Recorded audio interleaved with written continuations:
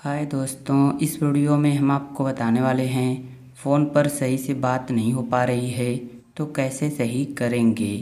तो इसके लिए सबसे पहले फ़ोन के सेटिंग्स में जाना है और अब नीचे आ जाना है।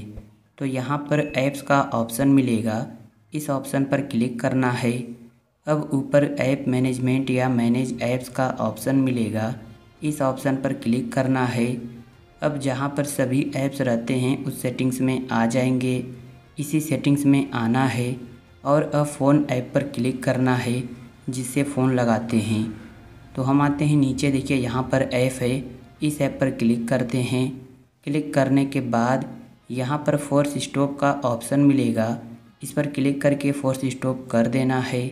इतना करने के बाद अब यहाँ पर स्टोरेज यूजेज या स्टोरेज का ऑप्शन मिलेगा, इस ऑप्शन पर क्लिक करना है। अब यहाँ पर क्लियर डाटा का ऑप्शन मिलेगा, इस पर क्लिक करना है और ओके कर देना है। ऐसा करने से आपका कुछ भी डिलीट नहीं होगा, कोई नंबर भी आपका डिलीट नहीं होगा। तो इतना करने के बाद अब होम स्क्रीन पर आना है और अब अपने फ़ोन को एक बार रीस्टार्ट करना है। कैसे रीस्टार्ट करेंगे, तो देखिए जो फ़ोन का पावर बटन है जिससे मोबाइल लॉक होती है, इस बटन को कुछ सेकंड तक दबाकर रखना है।